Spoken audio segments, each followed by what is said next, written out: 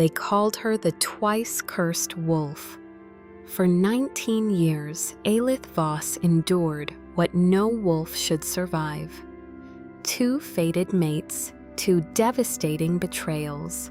The first abandoned her at the altar.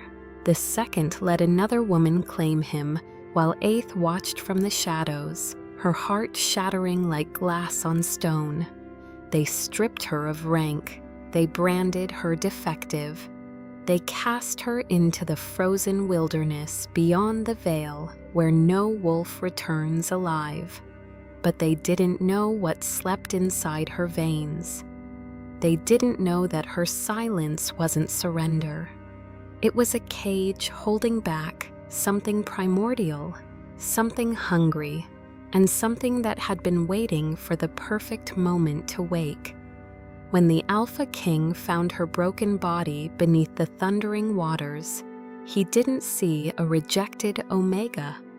He saw the wolf from the oldest prophecy, the one his bloodline had been searching for across 5 centuries. Get ready, because the storm wolf is rising, and every alpha who ever made her kneel is about to learn what true power looks like. The scent of pine smoke and roasting venison drifted through the crimson hollow pack house, but Eith Voss couldn't smell any of it. Her nose had gone numb hours ago, pressed against the frozen window of the servant's cellar, where she scrubbed bloodstains from the hunting cloaks. 19 years old, 2 failed mate bonds, 0 worth in the eyes of any pack on the continent. She dunked the cloth into the bucket of lye water, ignoring the way the harsh soap split the skin of her knuckles. Pain was familiar. Pain was constant. Pain was the only thing that reminded her she was still alive. Twice cursed. That's what they whispered when she walked past, moon forsaken, the Omega so broken even the goddess gave up on her. Eilith had stopped correcting them long ago. What was the point? The evidence spoke for itself. Her first mate, Corvin Ashford, had been the golden son of the Duskfall pack. She remembered the night of her 16th birthday. The moment their eyes met across the bonfire, the searing recognition that flooded her chest. The way he'd whispered, "Mate," like a prayer. For 3 perfect days, she believed the moon goddess had finally blessed her. Then Corin's father discovered Eilith's bloodline, or rather, her lack of one.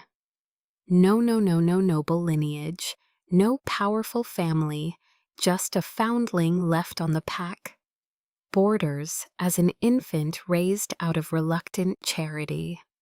On the morning of their binding ceremony, Corin had stood before the entire Duskfall pack and spoken the words that still haunted her nightmares.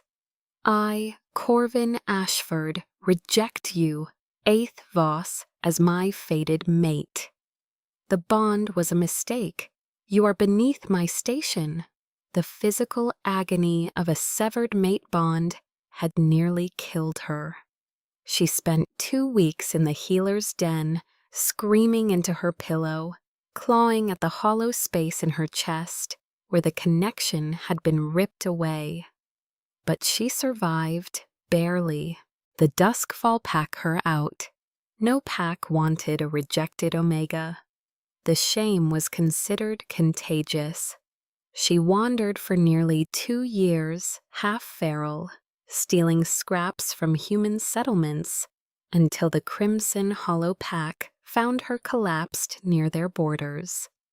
Alpha Cale Mercer had been the one to carry her to safety. His storm-gray eyes had held something that looked almost like compassion. When the mate bond flickered to life between them 3 months later, a rare second-chance bond that the elders said was a gift from the goddess. Eith had wept with gratitude. She should have known better. Cale never formally claimed her. He never announced her as his Luna. Instead, he kept her hidden in the servants' quarters, visiting her room in the dark hours of the night, taking what he wanted, then leaving before dawn. Soon, he always promised, his lips against her throat. When the political situation stabilizes, when I've secured the alliance, soon that was 11 months ago. Now, the eve of the winter solstice, Al-Ith knelt in the cellar, scrubbing another alpha's hunting cloak while the packed for the most significant celebration of the year, the night when Kale would publicly announce his Luna. "It's me," Aith whispered to herself, the words a desperate mantra. "It has to be me." Footsteps descended the cellar stairs, heavy, deliberate. Halt. Cruel Aelith didn't need to look up. The scent of jasmine and venom announced the visitor clearly enough. "Still alive down here, little ghost." Moranthane stepped into the torchlight, her crimson gown hugging curves that made every unmated male in the pack drool. She was the beta's daughter, beautiful and brutal, and she had despised Aeth from the moment she arrived. "I'm finishing the cloaks," Alth said quietly, keeping her eyes on her work. Industrious. Moraine descended the final steps, circling Allais like a hawk, examining wounded prey. "You know what tonight is, don't you?" Allais's heart stuttered against her ribs. The Luna announcement. Marine crouched down, gripping Aeth's chin and forcing her face upward. Her manicured nails dug into the soft flesh. "You still think it's going to be you, don't you?" The pathetic little stray Kale keeps hidden in the basement like a shameful secret. "He loves me," Aeth whispered, hating how weak the word sounded. Marin laughed, a sharp cutting sound. "He uses you, sweetling. There's a difference." She released Aelith's face with a shove. "Finish those cloaks, then report to the kitchens. You'll be serving wine tonight. Kale wants you to have the best view when he makes his announcement." She ascended the stairs, pausing at the top to deliver one final blow. "Oh, and Aelith, you might want to prepare yourself. The goddess isn't kind to wolves who lose 2 mates. The 3rd strike usually kills them." The door slammed shut, leaving Aelith alone in the flickering darkness. Her pulse raced with the familiar pull of the mate bond. Still there, still connecting her to Kale. Still whispering that everything would be fine. But deeper than that, in a place she couldn't name, something stirred. Something that had been sleeping for 19 years. Something that was starting to wake up hungry. The great hall of Crimson Hollow blazed with 1,000 candles. Crystal chandeliers cast fractured rainbows across the veined ceiling. The scent of mulled wine, cedar, and aroused wolves saturated the air so thickly Aeth could taste it on her tongue. She moved through the crowd like a ghost. A silver tray of wine glasses balanced on her palm. Her uniform was the plain gray dress of the serving staff, shapeless, colorless, and designed to make her invisible. It was working. The gathered nobility looked through her as if she didn't exist. Alpha Kale Mercer sat upon the raised dais at the far end of the hall, resplendent in a black ceremonial coat trimmed with silver wolf fur. His dark hair was swept back from a face that had haunted Aelith's dreams for nearly a year. The sharp jaw, the sensual mouth, those storm-gray eyes that had once looked at her with something resembling tenderness. Tonight, those eyes didn't find her once. The bond tugged at her chest, an insistent ache. "Go to him, claim what's yours, he belongs to you." but claiming required acknowledgement, and Cale hadn't acknowledged her existence in 6 weeks. More wine, a drunken beta slurred, shoving his empty glass toward Aeth. She refilled it mechanically, her attention fixed on the dais. Marin Thane had positioned herself at Cale's right hand, draped across the arm of his throne like a living ornament. Her crimson gown matched the blood-red rubies circling her throat. Every few moments, she leaned in to whisper something in Cale's ear, making him smile. He never smiles like that for me. The thought sliced through Aeth's chest like a blade. A horn sounded. The crowd fell silent. "My people," Cale rose, his voice carrying the deep authority of an alpha in his prime. "Tonight we celebrate not just the solstice, but the future of our pack. For too long, Crimson Hollow has lacked a Luna. Tonight, that changes." Aelith's heart hammered in her chest. This was it. He was going to call her forward, reveal their bond, and make her his Luna before the entire pack. The months of hiding, of secret touches, and whispered promises would finally mean something. Cale extended his hand not toward the serving staff, at the edge of the hall toward Marin. "I, Alpha Cale Mercer, take Marin Thane as my chosen mate, and Luna of the Crimson Hollow Pack." The tray slipped from Aeth's fingers. Crystal shattered against the marble floor, the crash swallowed by the thunderous applause filling the hall. Wine spread like blood across the white stone. No one noticed. Every eye was fixed on Marine as she rose, took Cale's hand, and allowed him to slide a glittering circlet onto her brow. Aelith couldn't breathe. The mate bond in her chest was screaming, thrashing, tearing itself apart. "He's mine, he's mine, he's mine." "A chosen mate," someone near Aeth murmured to their companion. "I thought I sensed a fated bond on him." "Rumors," the companion dismissed. "Probably just a servant he was tumbling. You know how alphas are." The words punched through Aeth's shock. A servant he was tumbling. 11 months of love, of believing, of waiting. She was nothing. She had always been nothing. Cale's gaze swept the crowd in triumph, and finally landed on Aeth. For one frozen moment, their eyes locked. She saw no guilt in his expression, no regret, no apology. She saw relief that he had escaped her. Aeth ran.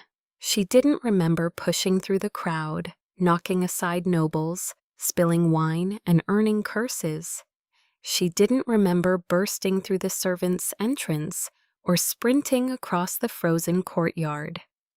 She only became aware of her surroundings when the cold hit her.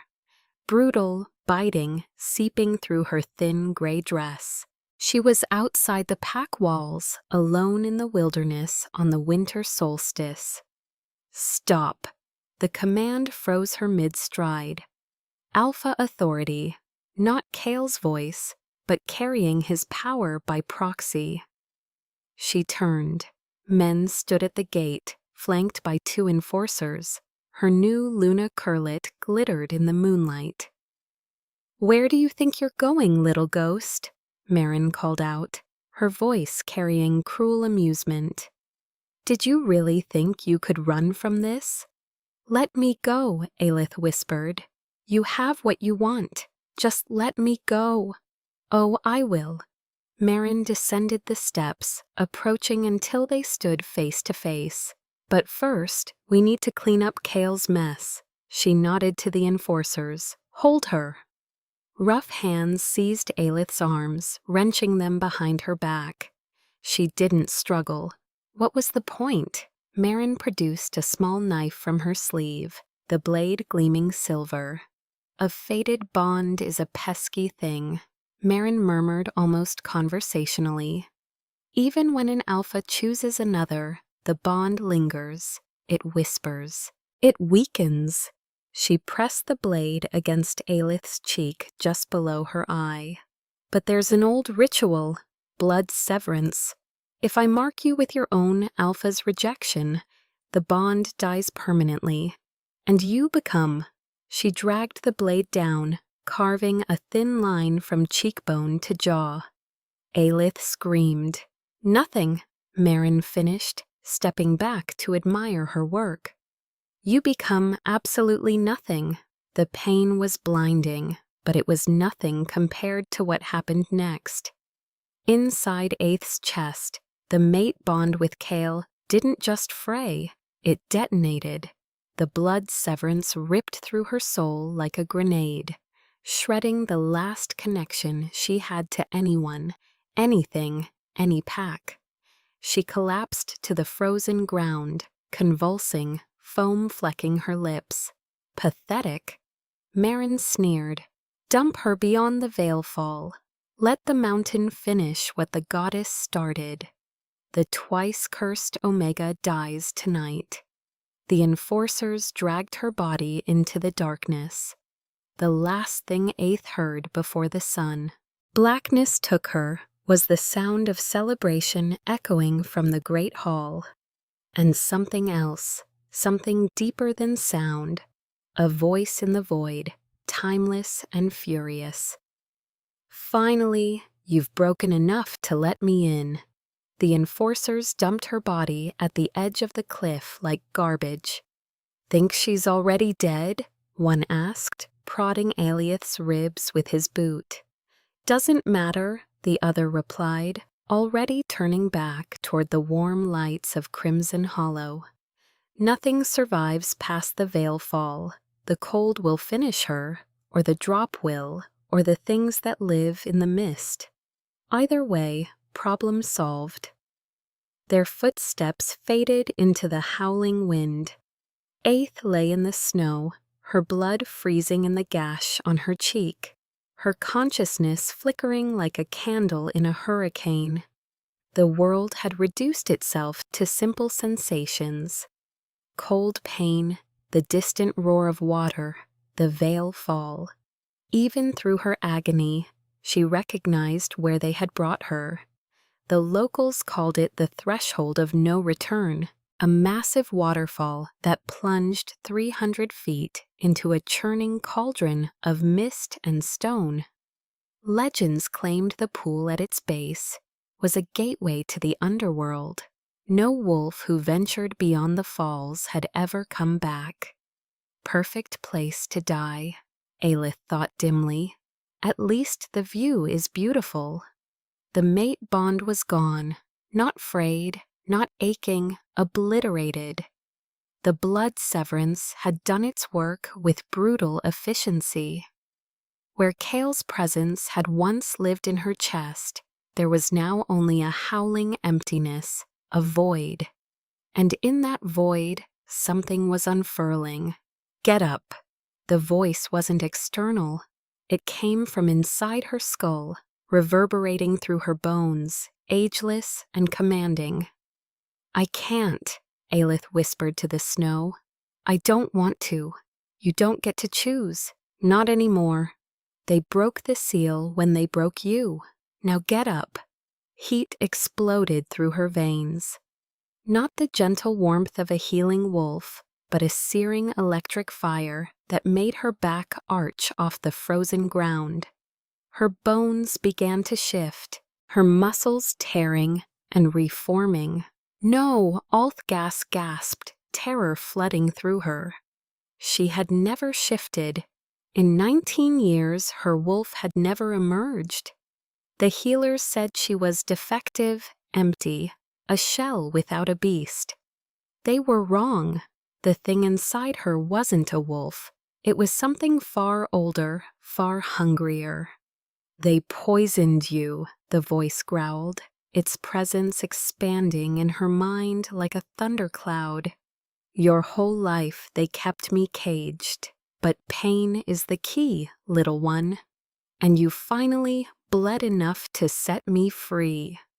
Aelith screamed as her spine elongated, as silver-white fur erupted through her skin, as her jaw cracked and reformed into something massive, something terrifying.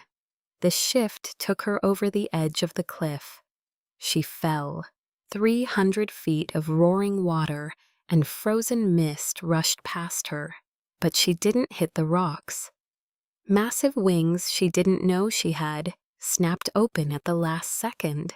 Not feathered wings, but membranous spans of silver light that caught the air and transformed her plummet into a glide.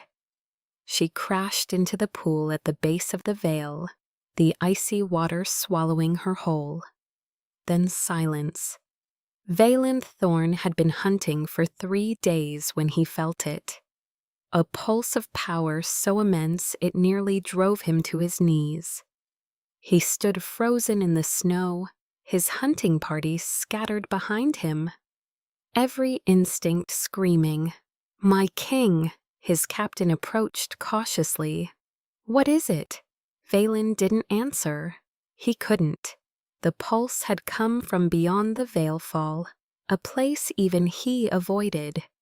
But it wasn't the location that stole his breath. It was the signature. He knew that energy.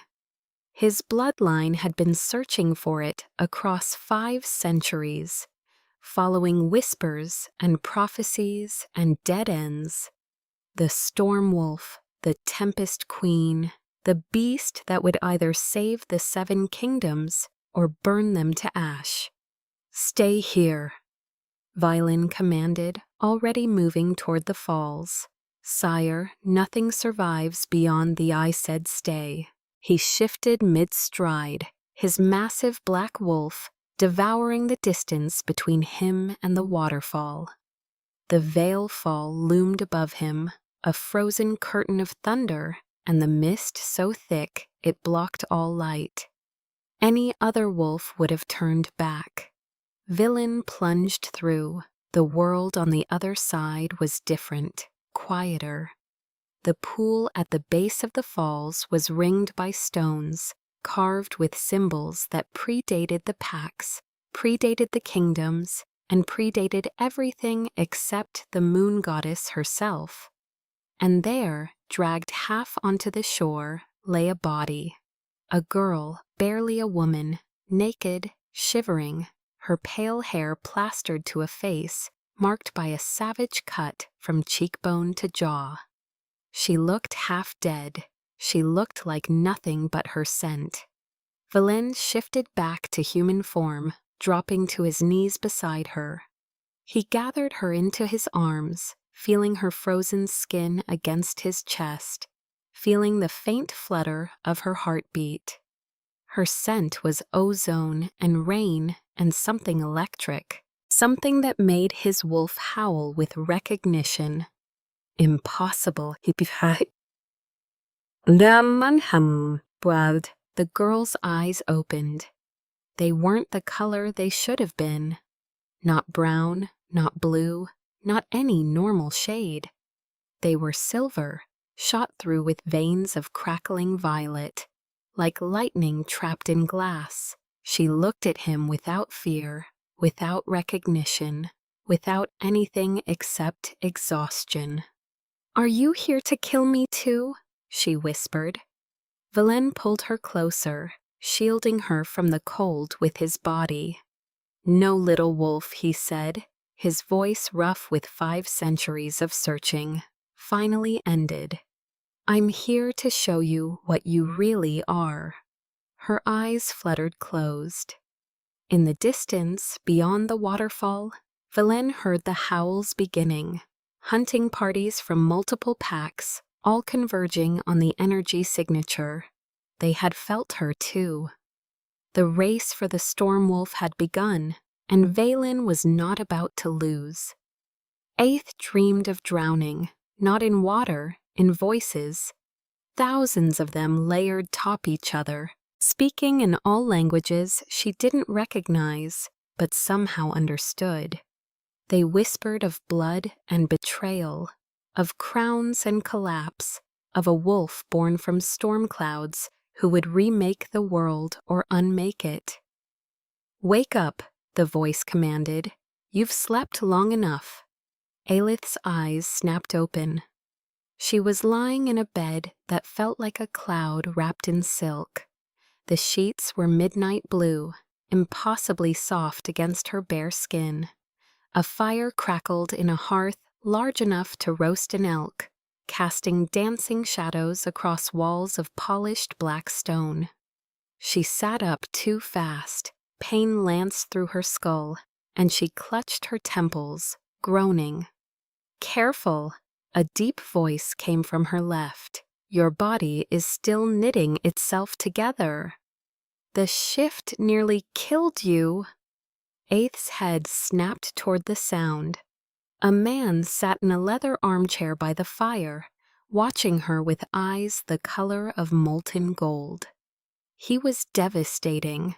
Not pretty like Corin or darkly handsome like Kale, but something raw, more dangerous. His features looked carved from granite. A strong jaw shadowed with stubble, cheekbones sharp enough to cut glass, a mouth set in a line that suggested he rarely smiled. Scars traced silver paths down the left side of his neck, disappearing beneath a simple black sweater. His dark hair was longer than fashion dictated, pushed back from his face, as if he couldn't be bothered to cut it.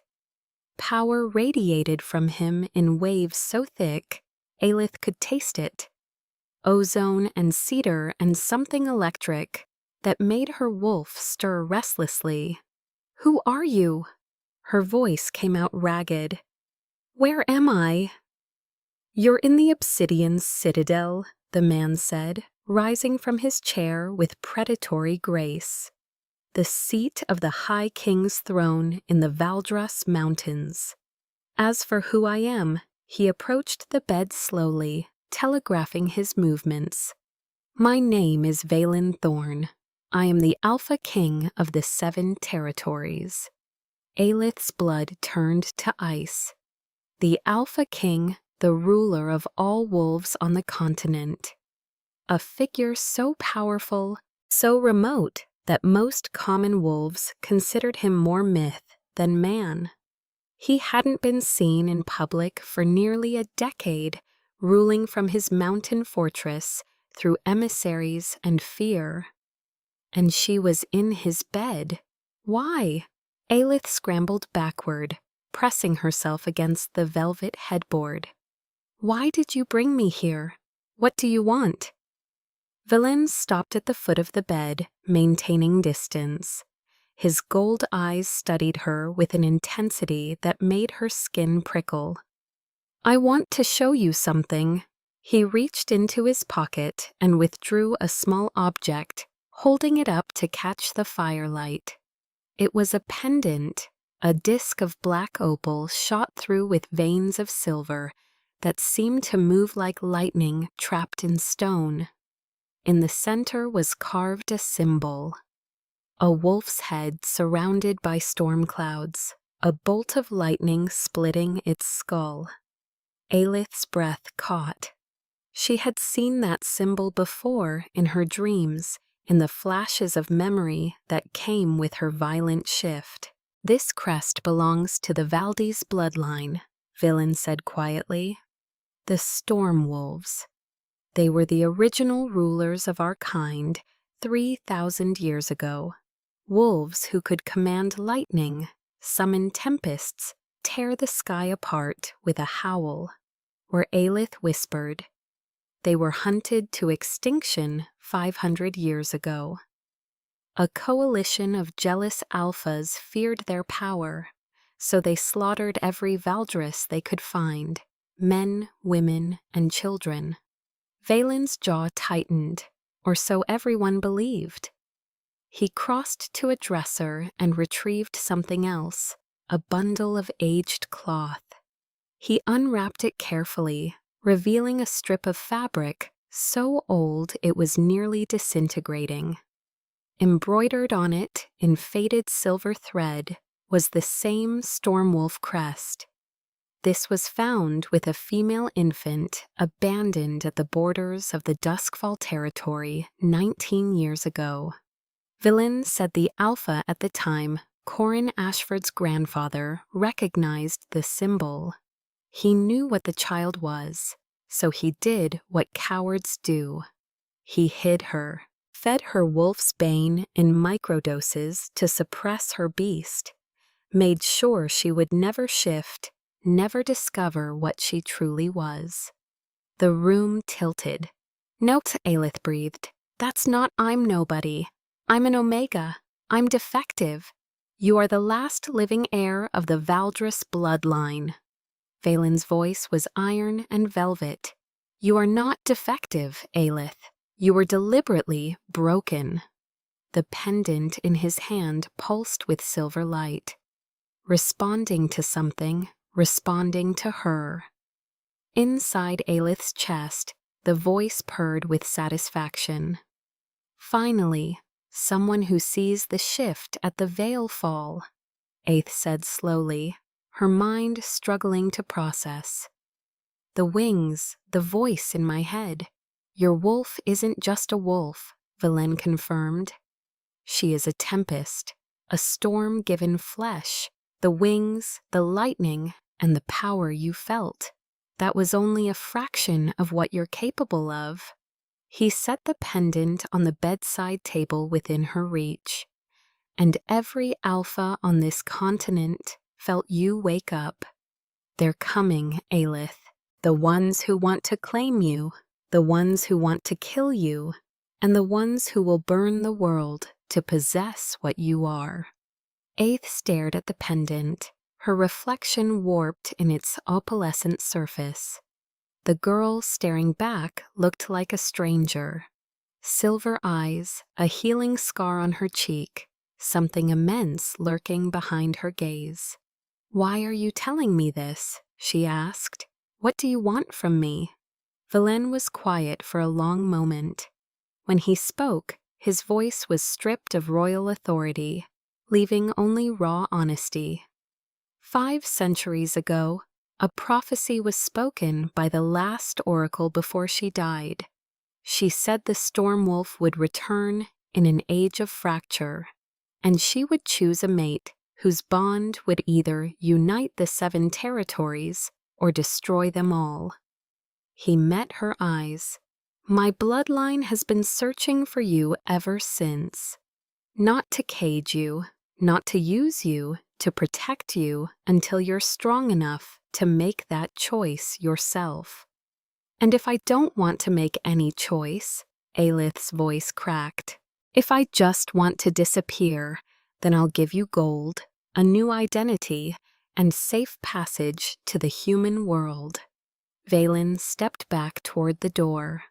"But your wolf will never let you rest. She's been caged for 19 years. Aelith, she's hungry, and if you don't learn to control her, she will consume everything you are." He paused at the threshold, looking back. "Rest tonight. Tomorrow, if you choose to stay, we begin your training." His gold eyes flickered with something that might have been pain. "And tomorrow, we prepare for war, because Cale Mercer has already sent messengers demanding your return. He claims you're still his mate." The door closed behind him, leaving Aelith alone with the fire and the pendant and the voice laughing softly in her skull. "War," the tempest purred. "Finally, something worth waiting for." Aelith didn't sleep. She sat by the window instead, wrapped in a fur blanket, watching the snow fall over the Valdos Mountains. The obsidian citadel clung to the peaks like a dark crown, its towers carved directly into the living rock. Below the valley stretched white and silent, broken only by the distant flicker of patrol fires. The pendant lay in her palm, warm against her skin. The Stormwolf crest seemed to pulse in time with her heartbeat. "Ask," the Tempest whispered. "I know you have questions." Aelith closed her eyes. Communicating with the voice in her head still felt like madness. But after everything that had happened, madness seemed relative. "Who are you?" she thought. "I am you, the part of you they tried to murder with poison and cruelty." The voice was feminine but eternal, like wind scraping through canyon walls. "I am Tempest. I am Storm. I am the wolf your bloodline has carried for 3,000 years, passed from mother to daughter in an unbroken chain." My mother. Aeth's heart clenched. Did she know what I was? She knew she died protecting you. The night the hunters came, she hid you at the border and led them away. They caught her 3 miles from where you lay crying in the snow. She never told them where you were, not even when they stop. Alth couldn't bear to hear more. Just stop. The Tempest went quiet, but Aeth felt something like sympathy brush against her consciousness. A knock at the door startled her. "Come in," she called hastily, wiping her eyes. The door opened to reveal a young woman with copper hair and kind eyes carrying a tray of food. "His Majesty thought you might be hungry. I'm Sarah. I'll be attending you during your stay." The smell of roasted meat and fresh bread made a stomach clench with sudden violent hunger. She couldn't remember the last time she'd eaten. "Thank you," she managed. Sarah set the tray on a table and busied herself stoking the fire. "The whole citadel is buzzing about you," she said cheerfully. "A Stormwolf after all these centuries. The scholars are losing their minds." "Is that what they're calling me?" "Among other things." Sarah grinned. "The soldiers are calling you the Veilfall Ghost. They say you fell 300 feet and walked away." "I didn't walk. I had Aelith hesitated. Wings." Sarah's eyes went wide. "Wings? Like actual wings? I don't know what they were. It happened so fast. That's incredible." Sarah practically bounced with excitement. The old texts mention that the strongest Valdrus could manifest storm aspects.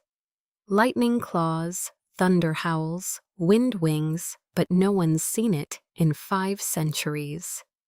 Aeth picked at the food, her appetite fading. "Sarah, can I ask you something? Anything? The Alpha King." "Valen, what kind of man is he?" Sarah's expression softened. "He's hard, cold sometimes. He's ruled alone for 12 years, ever since his father was assassinated. But he's fair. He protects the weak. And he's never once abused his power over the lesser packs, even though he could crush any of them without breaking a sweat." She paused. "Why do you ask?" "He wants to train me, help me control whatever I am. And you're wondering if you can trust him." Aelith nodded. Sarah was quiet for a moment. "When I was 14, raiders attacked my village, killed my parents, took the children to sell. Valen's patrol found us 3 days later. He didn't send soldiers to deal with it. He came himself, tore the raiders apart with his bare hands, carried me out of that cage on his back." She met Aeth's eyes. "I've served him ever since. Not because I have to, because he earned it." Before Aelith could respond, a horn sounded in the distance. Deep, resonant, urgent. Sarah's face palled. "That's the approach signal. Someone's at the gates." Aeth found in the war room, surrounded by maps and grim-faced commanders. He had changed into formal attire. Auto. A black leather and silver mail that made him look every inch the warrior king. "What's happening?" Aeth asked from the doorway. Every head turned toward her. She was still wearing the silk sleeping shift Sarah had provided, her hair tangled and the scar on her cheek livid in the torchlight. She probably looked feral. She didn't care. Valen's gold eyes swept over her, something flickering in their depths. "Cale Mercer has arrived at our borders. He's brought 50 warriors and a representative from the Council of Elders." Aelith's blood turned to slush. "He came himself. He's claiming you're his fated mate, that you were kidnapped during a mental breakdown and need to be returned to his care for treatment." Valen's voice dripped with contempt. "He's also claiming that any bond confusion can be resolved if you're returned to Crimson Hollow." "Bond confusion?" Aeth laughed bitterly. "His chosen Luna carved my face open and performed a blood severance. There is no bond. We know that the Council Elder doesn't." Valen gestured to one of his commanders, who produced a scroll. "By old law, if a mate dispute involves wolves from different territories, the Council has jurisdiction. Cale is invoking the right of reclamation." "What does that mean?"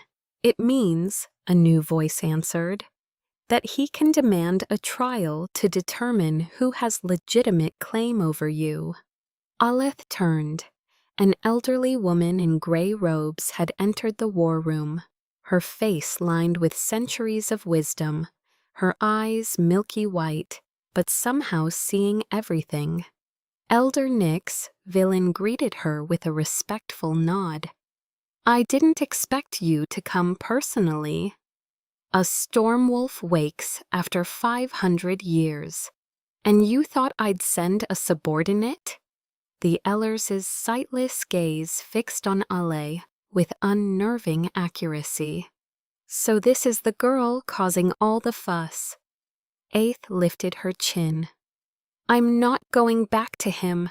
That may not be your choice, child. The old laws are clear. If Cale Mercer demands a trial and you refuse, you'll be declared rogue. Every pack on the continent will have the right to hunt you.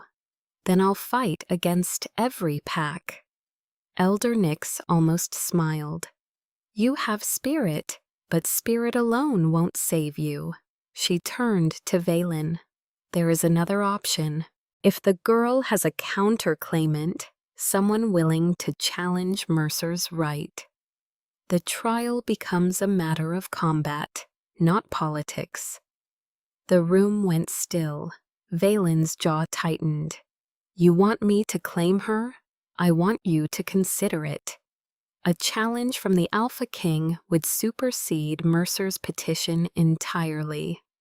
You would fight, you would win, and the matter would be closed, and she would be bound to me whether she chooses it or not." Valen shook his head. "No, I won't cage her the way they did." "Then what do you suggest?" Elder Nyx asked. Alth stepped forward before Valen could answer. "Let him in," she said. Every eye turned to her. "Let Cale come to the Citadel. Let him make his claim to my face." Her voice was steady, but inside the tempest was howling with anticipation. "And when he does, I'll give him my answer myself." Valen studied her for a long moment. Something passed between them. Not a bond, not yet, but an understanding. "You're certain?" he asked quietly. Aeth thought of the cellar, the gray dress, the years of silence and servitude and stolen dignity. "He took everything from me," she said. "It's time I took something back." Valen nodded once, then turned to his commanders. "Open the gates. Escort Alpha Mercer to the throne room." His gold eyes flickered with dangerous light. "Let's see how brave he is when she's not on her knees." The throne room of the Obsidian Citadel was designed to intimidate, Black marble columns rose toward a ceiling lost in shadow. Torches burned with pale blue flame, casting everything in cold, merciless light. The obsidian throne sat upon a dais of 9 steps, carved with the snarling faces of wolves long dead. Aeth stood at the base of those steps, no longer in a sleeping shift. Sarah had dressed her in black leather armor that hugged her frame like a second skin, silver clasps gleaming at her shoulders. Her pale hair was braided back from her face in the faux style of a warrior, exposing the scar on her cheek. She had refused to hide it. Let him see what his Luna did. Phelan sat upon the throne, radiating cold authority. His onyx guard, 12 elite warriors in black tactical gear, lined the walls, hands resting on weapons. Elder Nick stood to the side, her blind eyes watching everything. The doors groaned open. Kyle Mercer strode in like he owned the mountain. He was flanked by Beta Thane, Marin's father, and a dozen crimson hollow warriors. He wore ceremonial armor of blood-red leather, his dark hair swept back, his storm-gray eyes burning with righteous indignation. And behind him, draped in crimson silk, walked Maran. Aeth's breath caught at the sight of her, the woman who had carved her face, the woman who had stolen her mate, the woman who had ordered her thrown off a cliff to die. Marine's eyes found Aelith, and her lips curled into a smirk. "Patience," the Tempest growled. "Her time will come." Cale stopped in the center of the throne room, his gaze sweeping over A with naked hunger.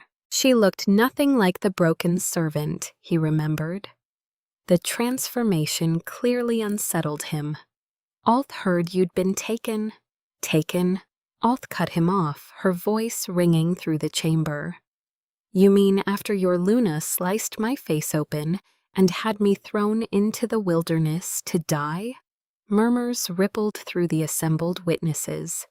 Kyle's mask flickered. "Marin acted without my knowledge. She's been disciplined, but that doesn't change the fact that you belong to Crimson Hollow. You belong to me. I belong to no one." The bond was severed. Alth stepped forward, letting them all see the scar. "Blood severance. Your Luna performed it herself. There is no bond, Cale. There is nothing between us except the memory of your betrayal." Kyle's composure cracked. Desperation leaked through. "You don't understand," he said, his voice dropping. "When you shifted, when I felt that power, I realized the mistake I made. The goddess gave you to me, Ale. We can start over. I'll make Marin a servant. I'll give you everything. You'll give me nothing."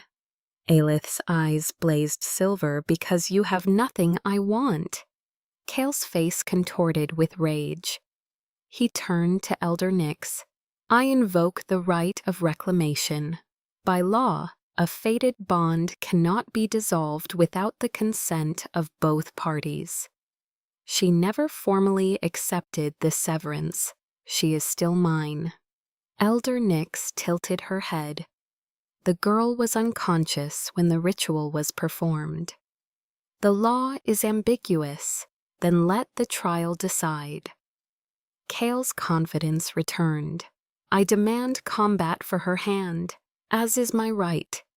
Villain spoke for the first time, his voice cutting through the chamber like a blade. "And who would you fight, Mercer?"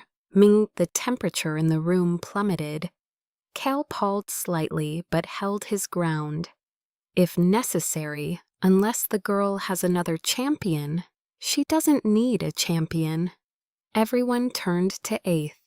She walked toward Cale, each step deliberate until they stood face to face. He was taller, broader, radiating alpha dominance. 3 months ago, His presence would have driven her to her knees. Now she felt nothing but cold clarity. "I'll fight you myself," Aelith said. Kyle laughed, a genuine, incredulous sound. You shifted once and nearly died. I've been training since I could walk. Then this should be easy for you." His laughter died. He searched her face for fear, for doubt, for any crack in her armor. He found none. "Fine." Kale's voice hardened. "When I win, you come home. You submit, and you never speak to me with that tone again." "And when I win," Aelith replied, "you leave these mountains and never speak my name again. You tell every pack on the continent that I am not and never was yours." "Agreed." Elder Nyx raised her withered hand. "The challenge is witnessed and bound at dawn in the Frost Arena. To the yield or to the death." Marin stepped forward, her eyes glittering with malice. "Kale, darling, don't hurt her too badly. I want her conscious when I put the collar on." Aeth moved. One moment she was standing still. The next, her hand was wrapped around Marin's throat, lifting the taller woman onto her toes. The speed was inhuman. The Onyx Guard didn't even have time to draw their weapons. "You carved your cruelty into my face," Aelith whispered, her voice carrying in the shocked silence. "Pray, I'm feeling merciful tomorrow, or I'll return the favor tenfold." She released Marin, who stumbled backward, gasping, clutching her bruised throat. Kale snarled, canines extending. "Touch her again. And what?" Aelith turned those silver eyes on him. "You'll reject me again. Banish me again. I've already survived your worst, Kale. You have nothing left to threaten me with." She walked past him without another glance, ascending the steps to stand beside Valen's throne. Kale stared after her, his expression a war between fury and something else. Something that looked almost like fear.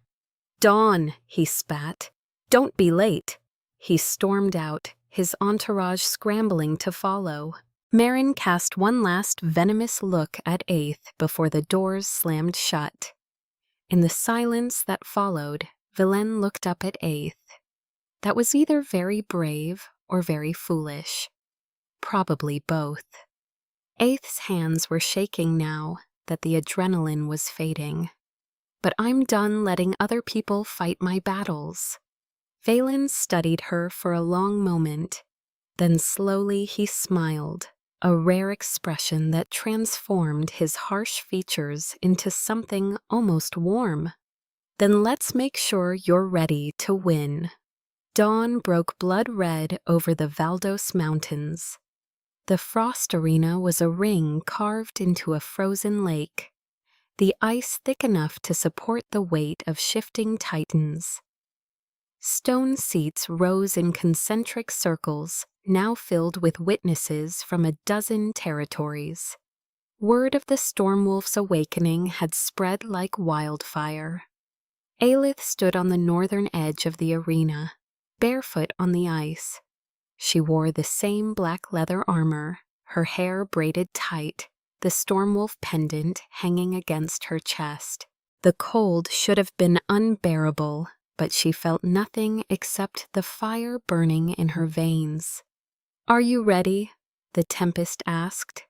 "No," Aelith admitted, "but I'm done waiting to be ready." Good answer. On the southern edge, Cal stripped off his ceremonial cloak, revealing a warrior's physique honed by years of combat. He rolled his shoulders, cracked his neck, and fixed Aelith with a predator's stare. "Last chance to submit," he called across the ice. "I'll be gentle if you kneel now." Alth said nothing. She simply waited. Elder Nyx's voice echoed across the arena, magically amplified. "The challenge is set. No weapons, no interference. Shift is permitted. The fight ends when one yields, falls unconscious, or dies. She paused. Begin. Cale didn't shift immediately. He wanted to humiliate her in human form first. She could see it in his eyes. He charged across the ice, fist cocked back, for a devastating blow. Aelith didn't block. She redirected. As his punch sailed past her head, she grabbed his wrist and used his momentum to flip him onto the ice. He hit hard, the impact cracking the frozen surface. The crowd gasped. Cale scrambled up, shock flickering across his face. Lucky move. He came at her again, faster this time, a flurry of strikes designed to overwhelm. Aeth dodged, ducked, deflected, her movements fluid in a way they had never been before. The tempest was guiding her instincts, showing her where the blows would land before they arrived. She found an opening and drove her knee into his solar plexus. Kyle doubled over, gasping. She followed with an elbow to his jaw that sent him spinning across the ice, blood spraying from his split lip. The crowd erupted. "Enough games!" Cale snarled, his eyes blazing. His body exploded into motion, bones cracking, fur erupting, until a massive gray wolf stood in his place. He was enormous, an alpha in his prime, jaws dripping with anticipation. He lunged for her throat. Now the Tempest commanded, "Let me out!" Alth surrendered control. The shift wasn't painful this time. It was exhilarating. A release of pressure she hadn't realized she'd been holding. Silver light exploded from her body, blinding the spectators, forcing even Valen to shield his eyes. When the light faded, the Stormwolf stood on the ice. She was larger than Cale, sleeker, her silver fur crackling with arcs of violet lightning. Her eyes were twin storms churning with power, and from her shoulders unfurled those impossible wings, membranes of pure energy that spread wide enough to cast shadows over the entire arena. Kyle skidded to a halt, his lupine eyes wide with primal terror. He had expected a newly shifted wolf, clumsy and untrained. He had not expected a god. Aeth didn't give him time to recover. She pounced, her massive paws slamming into his chest, driving him into the ice hard enough to crater it. Her jaws closed around his throat, not biting, not yet, just holding him there, helpless as the lightning crackled along her fur.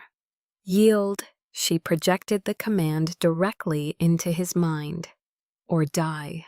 Cale thrashed, whimpering, his alpha pride wearing with survival instinct. He tried to snap at her, but she tightened her grip, drawing a thin line of blood. "Yield." The fight left him all at once. His body went limp, his tail tucked between his legs. A high, keening whine escaped his throat, the sound of total submission. Aelith released him and stepped back, shifting to human form. She stood over his broken wolf body, naked and glowing with residual power, her chest heaving. "Say it," she commanded. Cale shifted back, lying in a pool of his own blood and melted ice. His face was a mask of humiliation. "I yield," he croaked. You are not mine." The arena was silent. Then slowly a sound began. Applause building like thunder, rolling down from the stone seats. Villain appeared at her side, draping a fur cloak over her shoulders. His gold eyes burned with something fierce. Pride, admiration, and something deeper that made her pulse quicken. "It's over," he said quietly. But Aeth was looking past him at the treine beyond the arena, where shadows were moving, dozens of them, hundreds. The tempest snarled a warning. "It's not over. They're here." A horn sounded, not the citadel's horn, but something older, darker. From the forest emerged an army clad in silver masks, their armor etched with symbols of death. The Argentum hunters. Elder Nyx breathed, her face paling. The cult that exterminated the storm wolves. They've returned. A figure strode to the front of the army. A tall man in robes of black and silver, carrying a staff topped with a pulsing violet crystal. "Vuldrus filth," the man called out, his voice echoing with unnatural power. "You escaped us once. You will not escape again." He slammed his staff into the ground. A wave of dark energy exploded outward, hitting the arena like a tsunami. Wolves collapsed, clutching their heads, screaming as the sonic assault scrambled their senses. Valen dropped to one knee, blood trickling from his ears. Aelith felt the attack wash over her and through her. It didn't touch her. "They used this weapon on our ancestors," the Tempest growled. "But we've evolved, we remember, and we are no longer prey." Aelith walked forward through the writhing bodies of fallen wolves toward the hunter army. The cult leader's confident smirk faltered. Impossible. The nullifier should have. Aelith opened her mouth and screamed. But it wasn't a human sound. It was thunder given voice. It was the sky tearing itself apart. The sonic nullifier shattered into 1,000 pieces.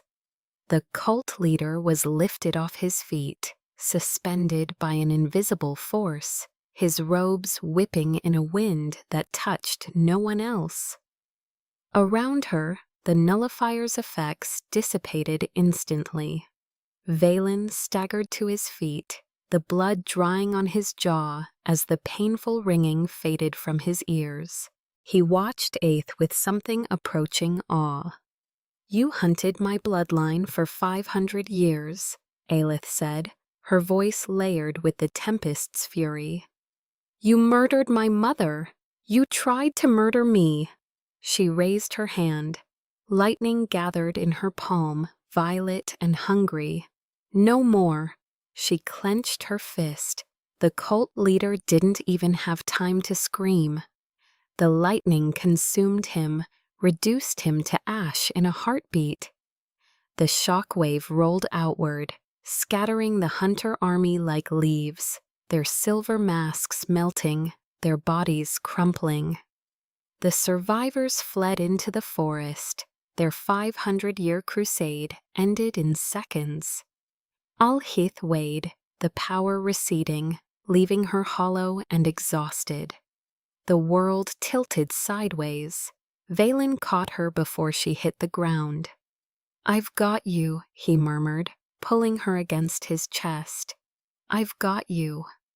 She looked up at him, her vision blurring, and saw something in his gold eyes that she had never seen directed at her before. Not pity, not ownership, devotion. "Stay with me," he whispered. "I'm not going anywhere," she breathed. And then the darkness took her. 6 months later, the world had changed. The Argentum hunters were destroyed, their strongholds razed, their leaders executed, their cults scattered to the winds. The 7 territories, for the first time in 3 centuries, had united under a common cause, the protection of the Stormwolf. But Aelith was done being protected.